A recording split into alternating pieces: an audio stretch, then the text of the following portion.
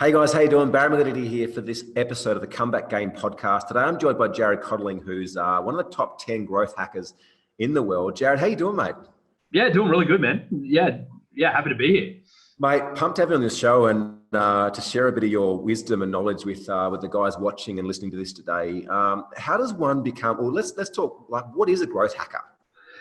So I would say a growth hacker is in this sweet spot between programming knowledge, not so much being a programmer, but programming knowledge and that logical process, and marketing. So it's about taking a very analytical view of marketing, and then also trying to find opportunities that other people can't see. So kind of seeing opportunities either in the data or in the way that systems interact and stuff like that. And so what that leads to is, in business, we've really got two things that we need. We need to have like strategy and tactics. Yep. Strategy is your longer game where, you got the vision for the business and all of that. Whereas the tactical level, it's these short-term kind of wins that we can get. And so what I found is that as a growth hacker, I can find tactics that will supercharge a business for a short period of time. If you rely on them solely, then you can put yourself in a bad position, as I've done before. But it's the fastest way to grow a business and, just make it explode. And that could be at any stage of a business as well. Like anyone can do a growth hack. I would say, Nike doing the Colin Kaepernick stuff, that's a growth hack in itself. It's a way of doing something a little bit differently that gets exceptional result in a short period of time, but it's not that repeatable. Yeah. And so correct me if I'm wrong, but you blew one of your first businesses up to 7 figures in how many months was it? So we hit 7 figures in 11 months. Yeah. But what we grew from was about $2,000 a week. So I came on board and it was just like a personal trainer with, he's pretty much a no-name personal trainer, is my best friend from high school. And he got it to like $1,000 or $2,000 a week. And then within 3 months, we took it to $30,000 a week. And I was equal partner. And then we continued pushing that forward to $40,000 a week. And then eventually, after 11 months of ups and downs, we hit the $1 million mark. And then I've exited that company now, but it's done a few million revenue while I was in there. Amazing experience. That was all from like just kind of working out a couple of growth hacks. Yeah. And then the second business to 10 figures. Sorry, 8 figures. Soon to be 9. Yeah, soon to be 9. Just give me a week or two on that. And so you guys hit 8 figures in how long? That was even faster, wasn't it? Well, that one, not really. So what happened, it was a startup house that I went and lived in.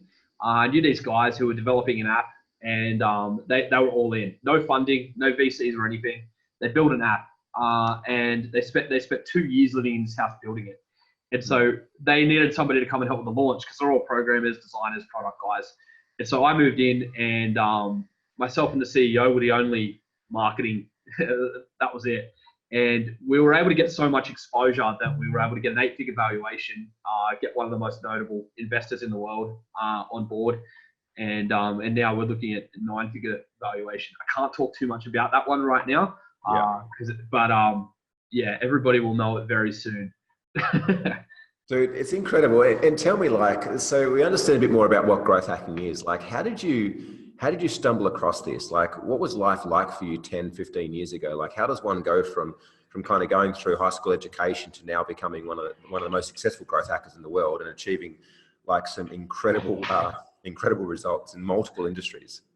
It's funny actually. So, high school, I did pretty well in high school up until like the last couple of years, and then I really screwed around and discovered girls and cars. So that sidetracked me a little bit. I missed a lot of my last year of high school. I had an injury, and so I missed a lot of year 12. I didn't get into university. And it's funny because people ask me, like, what uni did you go to? I didn't, but I actually lecture at university now, which I find incredibly ironic. And so, but yeah, I always had the entrepreneurial bug, but it was always just bits and pieces. I would call them more hustles than anything else. It's, flipping stuff on eBay, short, like imports and selling, and making money selling random stuff that I would find on Alibaba to, local wholesalers, just random stuff. But man, like I ended up in like a really normal career. Like 4 years ago, I was a real estate agent, and I hated it. I wasn't even that good at it. I started to get kind of good, but you know, when you're not passionate about something, it's very hard to be good at it. Yeah. And yeah, and then I went and saw Tony Robbins speak, and I quit my job the next day. And the girlfriend at the time that I was living with did not like that. So next thing you know, I'm broke as shit. I got like 63 cents in my bank account, and I'm living at my mum's house working from her garage. So that was lots of fun. That was actually lots of fun. I was genuinely happier in the garage than I was, you know, in real estate. So that was, but I had to rebuild. I had to, you know, start over. And so what happened was I had this business, Black Lion Digital, which is still running. I've stood down. My old business partner's still doing it for money. Like, it still works.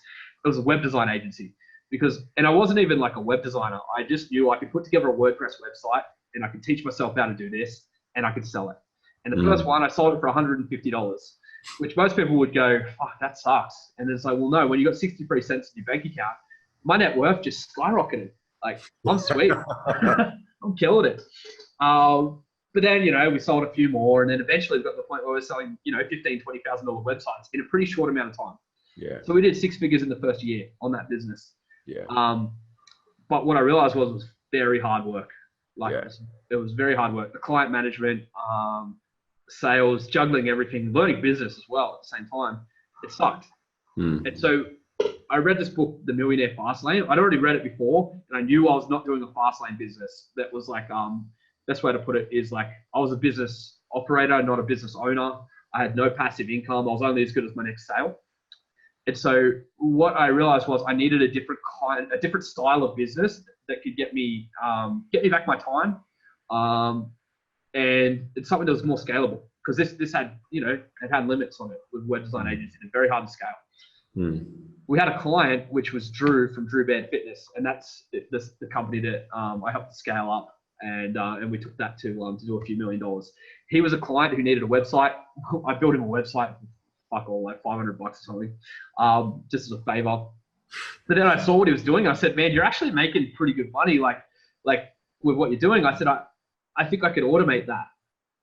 And so the first kind of hack, I guess, it wasn't even really a hack, but he was making personalized nutrition stuff. So like meal and exercise plans. And I went, I could write an algorithm that would do a better job of that. That would take the people process out, and then we could sell more.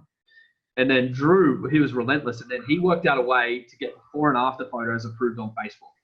And then we just scaled the hell out of that. So I just jumped in with him, and we're the only company, because Facebook doesn't allow before and after photos in weight loss, but we found a way to do it. And this was my first real growth hack, and I didn't discover it. Drew did. I just scaled it, and we just went nuts with it. So we had like one photo that I think half the Australian population has seen that post.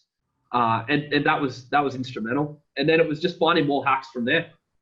It was just going, what edge can we get on the competitors? We didn't know how long it was going to last. Like, maybe we'll get banned next week, ad account, or maybe this will last a long time. And that hack lasted 18 months, and that was enough to do a lot of revenue.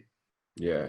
And would you say that's been a bit of a key to your ongoing success? You shared before, like starting small, like you started with a $150 website, right? But then once you had something, you could scale it. And I noticed, like, we've known each other for a little while now. I noticed that, you know, the conversations we had, to me, that there seems to be the same pattern where you kind of look at something that's kind of working, and it's like, okay, I can make that work better. I can automate that. I can create an algorithm. I can find a way to scale what you're already doing good and make it great. Yeah. I mean, my current business, which I can't go into too much about, but I found something that I was stoked when we made the first couple of $100s, because when we made the first couple of $100s, I went, you know, this could be big. Now we're doing like 6 figures a week or something, and we've only been running a couple of months, and it was all about just finding something that I knew I could scale. And I knew I had information that other people didn't have, like we're the only shop in town. Like we've got this extreme edge. And so I'm always just looking for that. And I think people get too fixated on, like, the biggest thing for me was letting go of what other people think of me. So when I say that, it's like when Drew Bear Fitness was paying me $500 a week, I was over the moon. But everyone that I went to school with would call me a fucking idiot because I left a real estate job paying much more than that. and they said it too. It's not like I'm just thinking they would say this. Like I heard this stuff, right?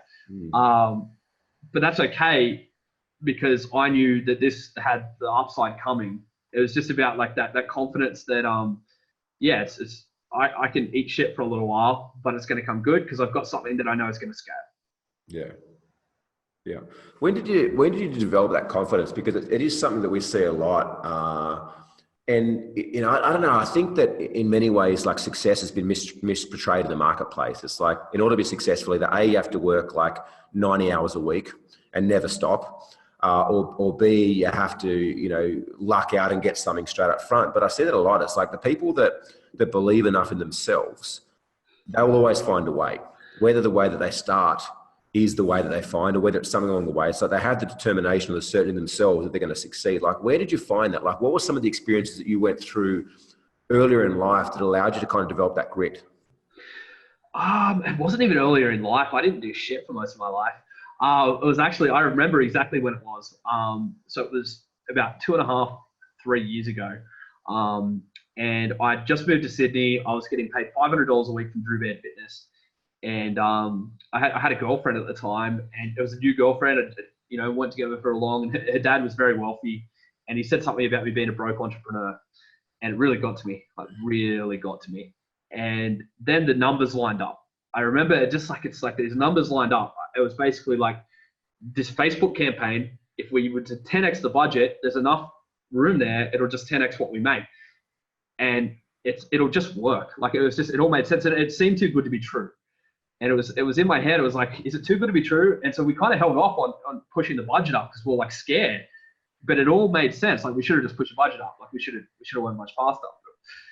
And then after that worked, basically it worked exactly almost to the dollar. So I set a goal. It was like, we set a goal of hitting $10,000 a week for a 3-month period at the end of it. Then we set a stretch goal of 20,000 and then a super ridiculous goal of $30,000 a week. We got to $29,700 that week. And I predicted that we're actually going to hit that. The business partner said, no, there's no way, that's such a stupid goal. I said, no, but the numbers say that we're going to get there. And so I'm just going to believe in the numbers, and I'm going to ignore everything. I'm going to lock myself away and do nothing but work. And I'm going to make sure that what the numbers say is what turns into reality. The projections of what we hit.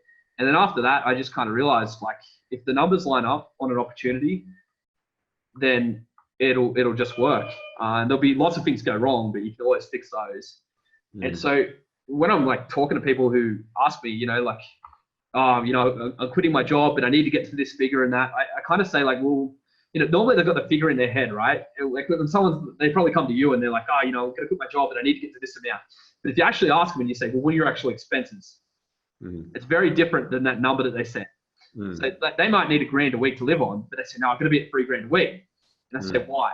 And they say, well, that's what I make now. It's like, well, why are you comparing your income to what you make now? This is a totally different lifestyle.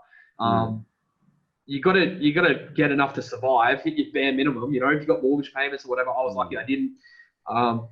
Get to what you need to survive, make the numbers line up. But instead, what they do, they've got to get to that like $3,000. They'll grab a shitty business that can get them to $3,000 this week, rather than something that'll get them to $30,000 in 6 months. They end up grabbing like service style businesses and shit like that. Yeah, sorry, that one's, I know I've gone on a bit of a rant there, but that's the most common problem I see with people. No, it just took me straight back. I remember for myself 5 years ago, I think it was, listening to Tim Ferriss's 4-Hour Workweek on audio. And he talks about his process. I think it's called dreamlining or something, where you basically work out what's the ideal lifestyle you want to create, and what's it actually cost to have that lifestyle. Because I remember back then, it's like I was striving for $1 million a year. Like, I want to make $1 million a year. And it's the buzzword. Everyone wants to make $1 million. Yeah, of course. Yeah, so when I worked it out as actually like $32,000 a month. If I could make 32 grand a month, like, I could live this absolute dream lifestyle. Now, although at the time I wasn't anywhere near that, the difference in the perspective shift it created for me, going, well, hang on, I don't need to make 85 grand a month anymore, 84,000 a month. It's actually 30 grand. It made it more real, and it made it more tangible. 100%.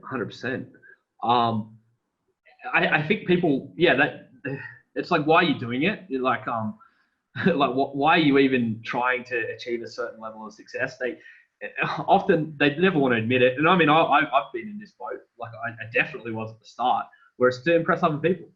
And if you're trying to impress other people, then it's about some arbitrary number, like $1 million a year, or it's like, I've got to be making 6 figures. It's some stupid number that actually doesn't have any real meaning. Yeah. It's more a social status symbol. Or even deeper than that, when you dive down, because we're only ever purchasing things that we're looking to feel something from. We're not purchasing a car because we want a car. Yes, we want a car, but it's more around we want the feeling of owning that car or driving that car. And often when you dive even deeper, you find that they want to feel a sense of pride or achievement or success. And when you dive even deeper, it's that some part of them is stuck in an experience they had as a child, not feeling like they were proud in the eyes of their father or mother, not feeling like they were successful or belonged or loved or whatever it is. And there's this aspect of them that's chasing this myth that having a certain amount of status, like you said, external status, will help them to fill this void that they have that's unresolved from their childhood. Oh, totally. My mum put it to me really well not long ago. So I was, we were talking about like, buying a Lamborghini. And it's something that I've been weighing up. Do I want to do that sometime soon? And we talked about it, and I just slipped out that they're significantly cheaper in America. And I'm about to go to the States for a bit. I could be anywhere in the world with my work. And she said, well, why wouldn't you buy it in America? And then it came back to, well, see, no one here would see it. No one that I went to school with. Wow. None of my old friends. Now, part of that is because I want my friends to enjoy it. But then a big part of it is like, look, I fucking told you so, guys. Told you I'd make it. And then it's like, well, why do I really want the Lamborghini? And it starts to get a bit silly, and you start going, I probably don't really need a Lamborghini. I've driven Lamborghinis. It's fun, but like, is it going to improve my life? Like, I barely drive. It's stupid. Yeah. I find myself recently buying stuff just for the sake of buying stuff, and some of it's fun. Like, I went and bought a HTC Vive Pro kit the other day, virtual reality system, just on a whim. Like, just one afternoon, I was like, oh, that looks really cool. I'll just go buy one. And it's cool to be able to buy that stuff, and it's actually helped me wind down from work. But then it's like, I find myself, I'm buying dumb shit. Because I don't have any goals about like, what do I even want to do? Like, I'm already giving my family a lot of money and stuff. I don't really need much more. I definitely don't need more money to want to make them right now. Nowhere near it. So then it's like, why am I doing it? Why am I still working hard every day? And the beauty of it is, I love working. Actually, it started from like, I was doing it for the money, and now it's like, I actually love the process. I love the challenge of it. I love, the entire experience of business. And that's why I do it now. I do it because, like, what else would I be doing? This is actually what I want to be doing. It's a very interesting contradiction and conversation as well, because we see a lot of people that come in to work with us that are wanting to hit a certain profit target, for a financial security aspect, or they're wanting to get their time back out of their business. And the really interesting thing is that these are goals that they've had for a long time and haven't been able to achieve. And with the process that we have, we help them to achieve it very, very quickly. And you notice that there's this moment that they almost experience being more lost than they ever have been before. Because while we're chasing something, we believe that we understand what it will mean for us or what it will achieve for us. And it's not until we get it that we realize it doesn't quite feel the way that we thought it would feel. And those moments we then have to reassess, well, why am I actually doing what I'm doing? Oh, yeah, 100%. And, I used to argue with people so much, like mentors, and they'd be like, oh, look, it's not going to work. If you're just in the business for the money, it's not going to work. It's like the money will find you if you love the business. And I always disagreed, and look, I believe that you can get to a certain level just by doing it for the money. But I believe you need to fall in love with parts of the process. You need to find the parts of what like, I could be in a business that I'm totally not passionate about. Like, what I'm doing now, it's like SEO related stuff. It's like most people would see it boring as shit. But for me, I'm seeing it as like, actually, it's a massive technical challenge. I'm learning stuff. Like, I'm learning where I suck. Like, I'm managing teams now. I don't play well with others. Like, I'm like a lone bandit normally, growth hacker guy. Whereas now I actually can't get everything done unless I hire a significant amount of people, which I've been like just dealing with staff all day, which is, second time around doing that. First time around, I hired a lot of, low level staff. It was horrible. This time I'm hiring A players and I love my life. So it's all an experience, and the money just flows because I'm actually just having fun every day. My business partner's flying to Sydney right now, so we can hang out for the weekend. My girlfriend and his wife, they'll just hang out and go shopping and stuff. We're just going to whiteboard stuff and have fun doing business. Yeah. Like, that's what we want to do. Yeah, I feel that whether the people listening to this or watching this are there or not, I feel something to kind of plan for the future is that if we're not able to be in a position where we start to actually fall in love with the journey and the challenges, you're setting yourself up for a massive fuck up. Oh You yeah. know, if you believe that getting to a certain place in business or life, whether it be, you know, marrying that person you're with now or having your first child or earning a certain amount of money in the business is going to like allow you to feel like you've made it or tick all the boxes, it will for some period of time, but not for forever. Because the reality is that we're in a life where we live a duality experience. There's night and dark, there's good and bad. And if we can't find a way to actually enjoy the journey, the pros and the cons and the challenges, if we can't fall in love with the challenges as much as the successes, like we're just setting ourselves up for failure, as far as I'm concerned. Oh yeah, definitely. I mean, I actually went too far down that rabbit hole. Like with the whole growth hacking stuff really drove me there because I felt what was happening was my success was happening from doing the tasks I didn't want to do. So then I kind of like rewired myself just by like kept telling myself that I loved doing the stuff that everybody else hated, that no one else would do, the shitty jobs, the 20-hour days, like legit 20-hour days. Like at one point I stayed up for 56 hours straight, didn't leave my seat. And people were bringing me food to keep me productive. Like it was like, yeah, I got up for bathroom breaks and that was it. It was insane. And I kept telling myself, I love this. I love, you know, but then you get addicted to that. And then what happens is sometimes you're presented with an easy business opportunity and you make it harder because you're used to hard equaling success. So it's dangerous to go too far with it as well. You've got to find that like happy balance between like, if something hard's got to be done, you'll enjoy it and embrace it for the challenge and how much better it makes you. But you're also okay when you get handed something that's really easy. And maybe just, you know, respect that that's happening because of your past grit that you've had and the hard work that you put in, that you're getting handed something easy, but you know, don't make it any harder than it needs to be just because you're used to loving hard stuff now. Yeah, and you said something interesting too about like you rewired your brain. And totally. I think this is something cool to talk about because when working with people, like we help a lot of people to build a business that works without them and exit that. And I see that the hardest... Broken up a bit. You're coming through clear, so I'll keep talking. Jared's currently hacking the Wi-Fi connection. Yeah. All good. Yeah. All right, I was just saying that you hacked the Wi-Fi connection. So we work with a lot of people that help to scale their business and get it to a position where it works without them, right? Works independently of the business owner. And the hardest shift that I actually see us having to help them through and that they go through themselves is not necessarily getting their marketing on point of their sales or even building a team or getting the right players. It's actually the identity shift that they go through from being like manager, leader to entrepreneur. It's the identity shift of when they go from having to be the one that hustles and works 40, 50, 60 hours a week to all of a sudden realizing that they don't have to work at all and their business still grows without them. Because there's a part of us that like you talked about rewiring our brain. If you consistently do something time and time again, you create a neuro pathway that supports that habit, that discipline. Especially when you're getting that reward every time. Like you're getting more reward than you've ever had. It reinforces it so much. Yeah. So what advice would you give people out there watching, listening to this that are not currently where they want to be? They're not earning the cash they want to, and they're like, oh, fuck, this guy's got it made. Like he's earning a shitload of money. He sees all these opportunities. They always pop up. Like what advice would you give to others out there right now that are maybe struggling a bit and wanting to increase their income and their impact? I would say like find a market need and just find a way. And like, I know it's so cliche, but it's like pick one thing, but like genuinely become better than anybody else at it. And I can give an example of this, right? So when we did the launch that got us the 8-figure valuation, one of the instrumental parts of it was we had to get the number one position on producthunt.com. So for those that don't know, producthunt.com, it's where a lot of like software as a service platforms and new products that are online and techie and stuff like that, they all launch on there.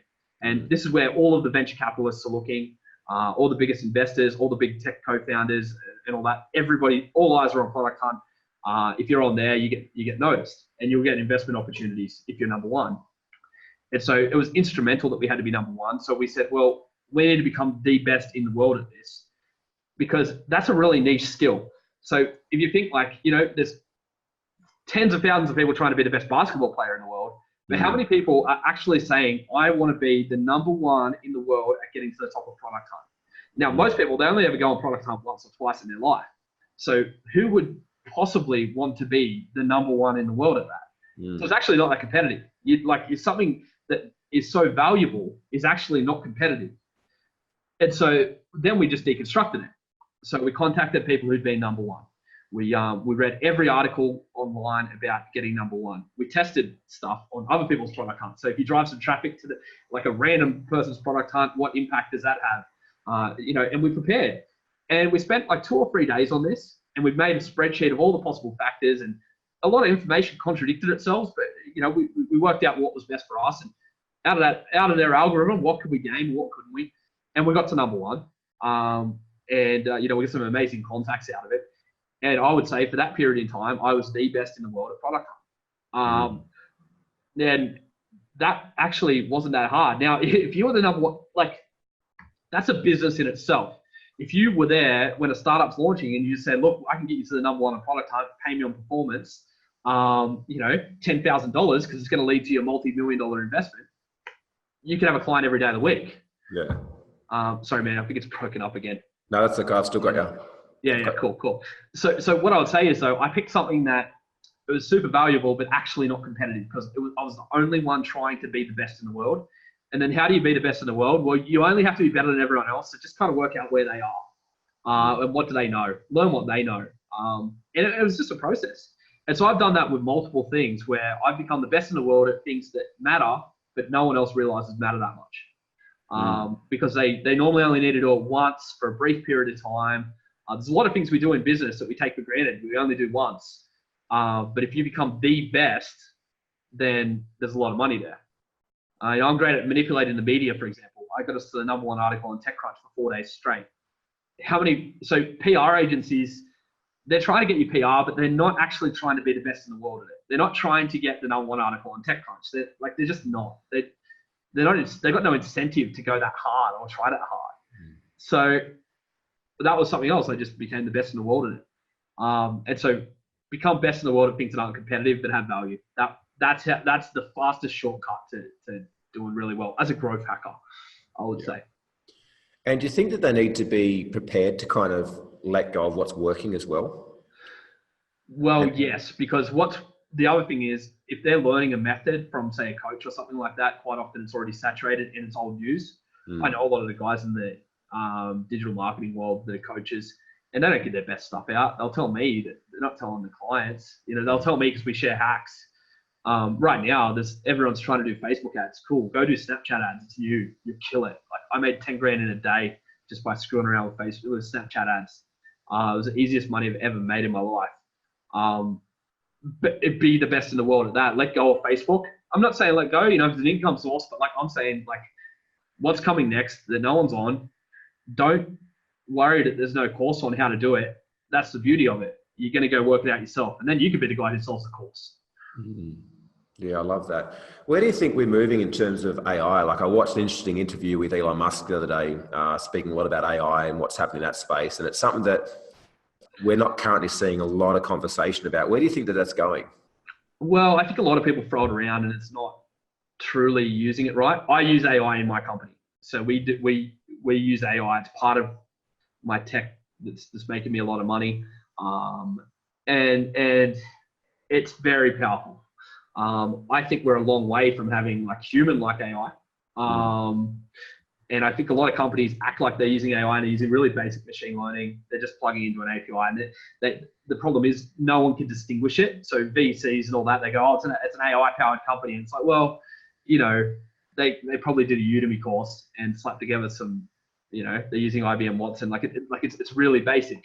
And so the thing is, though, the technology is evolving very quickly, but I don't think enough people are using it properly. So there's not that many actual experts in the field. And it's something that I'm very keen to become better at. So as I'm now I'll get more time up my sleeve in the next 6 months. It's actually, I'm going to spend all of my time on AI. So I've done quite a bit of machine learning, and that is the next frontier. Yeah. In saying that, I bought the VR headset the other day. I'm blown away. It's crazy. Really? So, the HTC Vive Pro, it's unbelievable. And so I'm just I'm seeing that the world is going to completely change in the next 10 years. And it's going to be very easy to make a lot of money just by being better at the tech than everybody else, like being at the forefront. That's why I had to go buy a VR thing. It's like, yeah, it's fun game and that, but like, I'm a tech guy. I need to be experiencing the latest tech. If I don't have that, like, what am I doing? And so with all this AI, like, I need to actually not just read a book about it, not just I'll actually jump in, do a course. Actually, I'm a programmer, but I'm self-taught. Like, I learned off YouTube and Udemy courses, and I'm not that good. But I still jump in and do a little bit of machine learning, like some predictive stuff about sales data, or like just basic stuff, because I want to understand it from actually touching it. Because then when people talk about it, they're all talking theory. I can talk practical, and then I can see practical opportunities because I've actually used it. And that's how, like, a lot of the business opportunities I find is because I have practical knowledge. And it's not from being really good at it. It's just because I get in there and get dirty. Yeah. I love that. And I suppose that's the thing too, is having the time to stop and think about where are we going, rather than being so stuck in what's happening right now. It's like, what's happening right now and what's happening in the next 12 months to 10 years. Yeah, and I think people don't, they kind of sometimes feel like they're behind when they're not. I had a lot of fear of missing out. Like a couple of years ago, when all these startups were jumping onto AI and all that, and I'm doing some old school shit with some of my businesses, and it works. And I think there's nothing wrong with I think it's kind of like you need to be at the forefront, investigating it and playing with it a little bit. But there's nothing wrong with going back to the old school to make your money, because that money will give you the time to go harder and investigate and have it as like more of a passion project to play with that stuff. That's where it's always been for me. Like, I think too many people are scared to pick up the phone and be an old school business guy, scared to do old school sales and all that. It's like, well, there's plenty of money on the other side of the phone. Like, anybody can just call people and sell stuff. Like, it works. I've had to do it when I really needed cash, and it works every single time. But then the thing is, like, you'll end up with a business eventually, from getting good at that kind of stuff, where you have time. And then when you have the time, get at the forefront, see those opportunities, but probably look at it more from like an investor standpoint and be the most knowledgeable investor, rather than trying to be too far ahead with the tech. Like, you could go to a 3D printing company right now and you could have amazing tech and you make fuck all. Because they're not in the homes yet. You know what I mean? Like there's not enough 3D printers around. In 10 years time though, you could run a 3D printing company. You could be the next Amazon. But wouldn't it be easier to make money now and then go start that and cash flow it yourself? I'm looking at, like, where do I make the money now? Where's the money right now? And then where's the money going to be? And I've got time to, like, bridge that skill gap, but I've also got the money to bankroll it. Yeah, I love that. What's your, on that, what's your belief around failure? Because, I know you're testing a lot of stuff, and I could almost be sure that not everything is kicking goals. Oh man, I fail so much. Everyone, like, comes to me and they're like thinking I can solve all their business problems, and like, I can help, but like, I think some businesses just aren't going to fly, and I try heaps of stuff that just doesn't fly, and why it doesn't fly, it could be a variety of styles of failure. So a type of failure could be, well, this is not worth my time because the ROI is not going to be there as strong as other opportunities that I have. But it would work if I pushed it and I forced it. And I get a lot of those where it's just like, I just go, well, it's a failure, but I probably could have made that work. Or I get ones where it's just like, well, fuck, that did not work. And I learn from all of them though. And I fail more than most people because I actually think that success is about having more shots to hoop than anybody else. But they've got to be good shots. So if I validate a business, I make sure that it actually looks good. I'm not like doing a shitty job, and that's why it didn't validate. I'm actually, do a good job of it. And if it doesn't fly, it doesn't fly, but do it fast. So I do a lot of split testing when I'm doing Facebook ads, and I'll do like a significant test every single day. And within a month, the business will be like, I got our lead cost from $1.50 to 9 cents, and we got like a couple of 100,000 weight loss leads. It was just from doing one test every single day for like a month. Wow. And we'll get a gain of like 12%. And most people go, oh, 12% gain or like 6% gain. They'll write it off. It's like, hold on, man. Like, if I do that every single day for a month though, that's crazy. Like, compare those numbers to, like, if you put the money in the bank. I always look at it like compared to like bank interest. Like, my split test result is incredible. And so I think it's just like I have more shots to hoop than most. Yeah. And that's just from like, I love failing because I see it as always a step forward. It's just about capping your failures, like how much you're prepared to lose. It's like that, think of it like you're a casino poker player, you know what I mean? Like he's never putting too much on a hand. Yeah. Yeah. Okay. Before we wrap things up, like what would you say are three tips to success, or three tips for people out there struggling right now, or even people out there that are kicking some goals and want to take things to the next level? Okay. So I would say, and I test lots of stuff and I try lots of stuff, but all I'm looking for is something to find one thing that I know is going to work. So it's like I test heaps of stuff, test. That could be business models, or it could be inside a current business. But as soon as I find something, that I would drop everything else. So if I find something that shows promise, it doesn't mean it's a home run. Doesn't mean I'm sure in it, but it's like that shows promise. It's like looks like it's got a good chance. Fuck everything off. Like that's all I'm doing. I'm like sleepless nights over this one thing that looks like it's going to work, until it doesn't or it does. If it doesn't work, it doesn't work. It's all good. That would be the first thing. It's just like it's like just look for something that's going to scale, and it's going to work, and then just drop everything else. So focus once you get it. Second thing, probably just don't do what everyone else is doing. Everyone here is like, oh, webinar funnels are all it right now, or this is it. This is the new big thing. If everyone's saying it's the new big thing, like it's so fucking old. Everyone's like on messenger bots right now. I mean, I was doing messenger bots 2 years ago.